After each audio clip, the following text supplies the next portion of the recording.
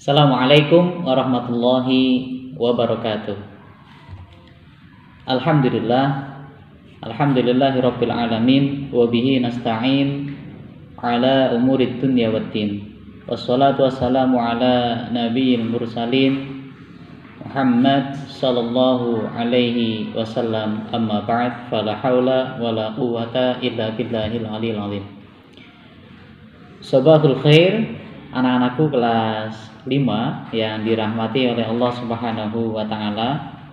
Bersyukur kepada Allah Subhanahu wa taala karena hari ini Allah masih mentakdirkan diri kita semuanya untuk bisa bersujud di hadapan Allah Subhanahu wa taala, karena tidak ada takdir yang lebih indah selain hari ini kita ditakdirkan untuk masih bisa beribadah kepada Allah Subhanahu wa taala. Baik anak-anakku semuanya, bagaimana kabarnya? Mudah-mudahan kalian semua dalam keadaan sehat walafiat. Kita semua mendoakan kalian untuk selalu sehat, dan mudah-mudahan kalian juga mendoakan ustadz dan ustadzah di sekolah untuk agar tetap sehat walafiat. Allahumma amin ya rabbal alamin. Baik, ayuhat talamid fil faslil khamis, anak-anakku di kelas 5. Kembali lagi, hari ini kita akan belajar untuk pembelajaran kita, yaitu hari ini pelajaran akhlak. Pembelajaran akhlak sebelumnya kita sudah mempelajari tentang adab-adab kepada sesama muslim. Di antaranya kemarin bagaimana adabnya ketika ada orang bersin, bagaimana adabnya ketika kita ada orang sakit. Karena kemarin juga kalian sudah menghafalkan sebuah hadis bahwa sesama kita semuanya, sesama muslim adalah bersaudara, dan kita harus saling menguatkan, bukan saling melemahkan atau bahkan saling menghina, ya. Hari ini kita akan ada materi baru. Materi kita sekarang, kalian persiapkan buku akhlak kalian, sudah ya? Sudah punya semuanya. Sekarang kalian bisa buka di halaman 25 ya. Sekali lagi, kalian bisa buka buku akhlaknya di halaman 25. Hari ini kita akan mempelajari tentang bagaimana sih adabnya menjenguk orang sakit, bagaimana adabnya ketika kita sedang sakit, ya. Ketika kita sedang sakit pun ada adabnya ternyata. Jadi ada satu ungkapan yang baik oleh para ulama, laisal adab kadubab, ya. Satu ulangi, laisal adab kadubab. Orang yang tidak mempunyai adab, orang yang tidak mempunyai sopan santun, maka kata para ulama, kadubab, dia akan seperti lalat. Kenapa orang yang tidak mempunyai akhlak, tidak mempunyai adab itu seperti lalat? Karena kita tahu bahwa sifat lalat itu dia akan mencolok sini, mencolok sana, padahal mohon maaf dia sudah dari tempat yang kotor gitu ya, terus nanti dia nempel ke tempat yang bersih, ke tempat yang suci, dia kembali ke tempat yang kotor, seperti itu. Jadi harapannya kita harus mempunyai adab yang baik. Bahkan ada yang lebih utama lagi, al-adab fauqal ilmi, bahwasanya adab atau akhlak itu tingkatannya di atasnya ilmu. Artinya apa? Setinggi apapun ilmu kalian, kalau tidak mempunyai akhlak, maka ilmu kalian akan menjadi sia-sia, tidak ada gunanya. Justru yang terpenting adalah adab. Makanya kemudian Nabi Muhammad SAW diutus oleh Allah, innama bu'ithu liutammima makarimal akhlak. Bahwasanya Nabi Muhammad SAW itu diutus oleh Allah liutammima makarimal akhlak, liutammima, untuk menyempurnakan kemuliaan akhlak. Jadi harapannya kita sebagai umat Nabi Muhammad SAW dan yang mencintai Nabi Muhammad, kita harus mempunyai akhlak yang baik seperti akhlaknya Nabi Muhammad SAW. Kemarin di pembelajaran yang lalu kita sudah bercerita bagaimana kemudian Nabi itu ketika mendapatkan bulian, mendapatkan ejekan, Nabi tidak pernah membalas. Bahkan ketika suatu saat orang yang mengejek itu sakit, bahkan Nabi bagaimana kemarin? Nabi menjenguknya, bukan kemudian malah mendoakan kejelekan atau bahkan membalas kejelekan orang tersebut, tapi justru malah Nabi mendoakan dan kemudian menjenguknya. Ini adab yang luar biasa. Baik anak-anak semuanya, hari ini kita akan belajar tentang adab menjenguk orang sakit dan nanti diawali dengan adab orang yang sakit. Jadi ketika kita sakit itu kita juga mempunyai adab, ya, bukan kemudian ketika kita sakit kemudian kita terbebas, tidak kita bebas bisa melakukan apa saja gitu ya. Ketika kita sakit itu kita mempunyai adab yang harus dilakukan oleh orang yang sakit. Di situ kemudian ada banyak, tapi di buku yang kalian pegang kurang lebih hanya ada 5. Sakit ini merupakan sebuah nikmat yang diberikan oleh Allah. Ini sebagai salah satu ujian bagi orang yang beriman. Kalau kemudian dia beriman dan dia bersabar ketika menerima sakit, maka Allah akan mengangkat derajatnya. Tetapi sebaliknya, ketika kita mengaku orang beriman, tetapi ketika kita sakit justru kita berputus asa, ini justru malah akan sebaliknya. Kita tidak akan diangkat derajatnya dan kita kemudian tidak mendapatkan rahmat dan kita dicap sebagai orang yang tidak bersabar, gitu ya. Ada beberapa hal adab bagi orang yang sakit di dalam agama Islam. Yang pertama, memperbanyak membaca Al-Qur'an, ya. Justru ketika kita sakit bukan kemudian kita sudah terbebas tidak usah membaca Al-Qur'an. Justru di sini memperbanyak membaca Al-Qur'an, memperbanyak zikir kepada Allah, doa, istighfar, bertasbih dan semuanya. Artinya apa? Ketika kita sakit justru kita dianjurkan untuk lebih mengingat Allah Subhanahu wa taala, bukan kemudian justru melalaikan. Lalu sholat bagaimana, Ustaz?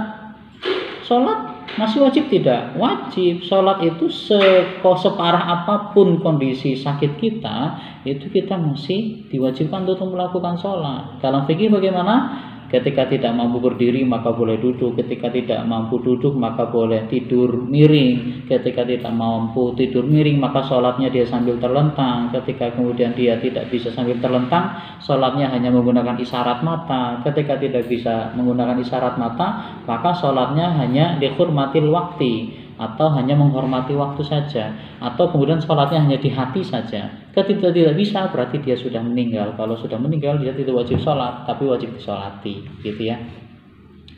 Kemudian yang kedua adabnya adalah bagaimana berbaik sangka kepada Allah atau berhusnudzon kepada Allah. Maksudnya bagaimana? Jangan sampai kemudian ketika kita sedang sakit justru kita bersuudzon, ini Allah memberikan saya sakit nih, kayaknya Allah dendam nih sama aku nih. Bukan seperti itu. Oh, kayaknya Allah gak suka nih sama saya nih. Bukan.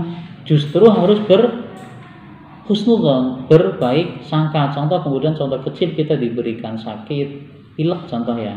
Ya kita harus berhusnudzon. Oh, Allah memberikan saya sakit pilek nih, berarti mungkin Allah lagi menguji saya seberapa sabar saya diberikan sakit pilek, diberikan sakit sariawan, diberikan sakit apa ya semuanya. Karena hakikatnya yang diberikan Allah kepada kita sakit contohnya itu yang memang dari Allah, bukan dari siapapun. Adapun ketika kemudian kita berobat, kita periksa ke dokter, itu hanya sebagai lantaran atau hanya sebagai wasilah saja, hanya wujud ikhtiar manusia bahwa ketika sakitnya kita berobat begitu. Tetapi hakikatnya yang menyembuhkan siapa? Yang menyembuhkan Allah Subhanahu wa taala. Kemudian yang ketiga, ini yang penting, tidak mengharapkan kematian, ya. Ketika kita sakit jangan sampai kita berucap, ya Allah saya mati saja lah, saya meninggal saja sudah, nggak kuat nih dengan penyakit ini. Nggak boleh. Ini namanya dia berputus asa dari Allah Subhanahu wa taala, berputus asa dari rahmat Allah Subhanahu wa taala. Tidak diperbolehkan orang yang lagi sakit kemudian justru malah, ya Allah saya ingin mati saja. Haram hukumnya. Ya. Tetapi bagaimana? Bersabar. Kita harus tidak boleh berputus asa dari rahmat Allah SWT.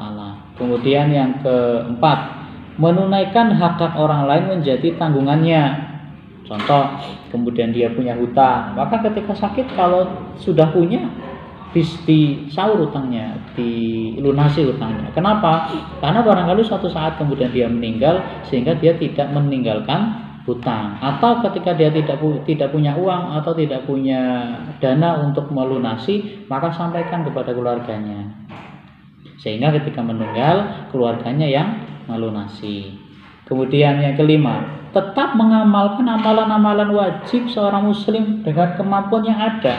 Yang tadi Ustaz sudah sampaikan, kewajiban sholat tetap melekat pada orang yang sedang sakit, sakit apapun, ya, sakit apapun. Bahkan ketika kemudian sakit yang tidak boleh terkena air, kita diperbolehkan untuk apa?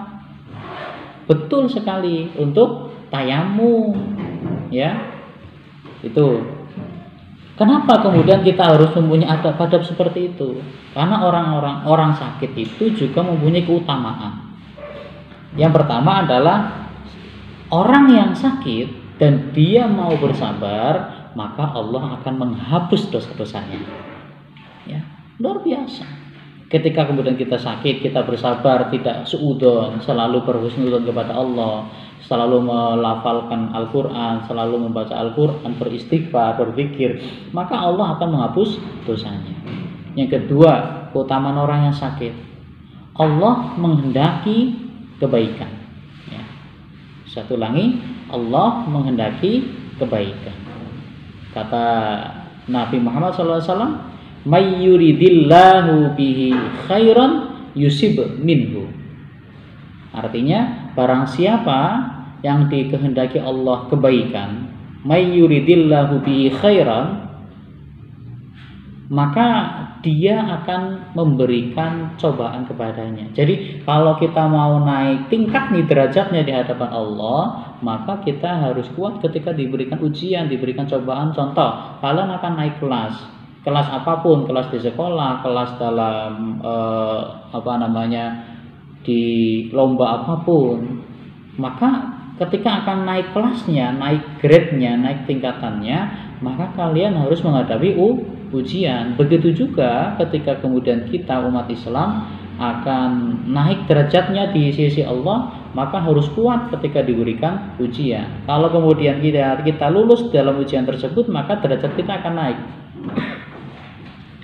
Begitu sebaliknya, ketika kemudian kita tidak lulus alias tidak bersabar ketika menghadapi ujian tersebut, maka berarti kita masih tinggal kelas. Betul sekali, tidak naik derajatnya. Kemudian keutamaan orang yang sakit yang terakhir, meraih kedudukan yang mulia di sisi Allah. Artinya apa? Dia di sisi Allah adalah orang yang mulia, tapi dengan syarat tentunya dia bersabar, dia tidak mengeluh, dia tidak mengharapkan kematian, dia selalu berhusnudzon kepada Allah dan selalu melakukan amalan-amalan wajibnya. Maka dia ketika sakit akan mendapatkan kedudukan yang mulia di sisi Allah SWT. Itu. Kemudian ada selanjutnya adalah tentang mengunjungi orang sakit, ya. Ini mengunjungi orang sakit luar biasa. Ini ada hadisnya yang cukup panjang, silakan kalian bisa baca. Tetapi ada satu doa yang kamu harus hafalkan, yaitu di dalam ketika kita menjenguk orang sakit, itu ada doa yang dianjurkan, yang diajarkan oleh Rasulullah Muhammad SAW. Bagaimana doanya? La ba'sa tahurun insyaallah. Satu ulangi, la ba'sa tahurun insyaallah. Ayo bareng-bareng. Wahid, isnan, thalasa. La ba'sa tahurun insyaallah. Ya. Artinya apa? La ba'sa, tidak mengapa. Tahurun insyaallah. Semoga sakitmu ini membersihkanmu dari dosa-dosa. Tahurun, membersihkanmu dari dosa-dosa insyaallah. Hadis ini diriwayatkan oleh Imam Al-Bukhari. Satu ulangi, yuk bareng-bareng. Doa ketika menjenguk orang sakit. La ba'sa tahurun insyaallah. Sekali lagi, la ba'sa tahurun insyaallah. Ya. Baik. Itu untuk pembelajaran kita hari ini, yaitu tentang adab-adab orang sakit, keutamaan orang sakit, bagaimana doanya ketika kita menjenguk orang sakit. Mudah-mudahan kita selalu dilindungi oleh Allah untuk tetap sehat. Kalaupun kita sakit, kita diberikan kesabaran oleh Allah. Dan mudah-mudahan kita semua selalu mendapatkan rahmat Allah dan tetap beribadah kepada Allah Subhanahu wa taala. Tugasnya, ya ini penting ya. Tugasnya kalian hari ini menghafalkan doa ketika menjenguk orang sakit. Saya ulangi, tugasnya adalah kalian menghafalkan doa menjenguk orang sakit. Tuh ya. Terus bagaimana pengirimannya? Pengirimannya nanti melalui Google Classroom yang akan Ustadz Diki sampaikan. Paham? Ya. Tugasnya itu menghafalkan doa ketika menjenguk orang sakit beserta artinya. Berarti menggunakan rekaman ya, suara. Harus jujur, tidak boleh membaca ya ketika merekam. Ustadz yakin kalian semuanya orang-orang yang jujur ya. Baik, itu semua anak-anakku semuanya untuk pembelajaran kita hari ini. Mudah-mudahan kalian selalu semangat, stay at home, stay ibadah ilallah, ibadah kepada Allah Subhanahu wa taala. Syukran katsiran ala husni timamikum.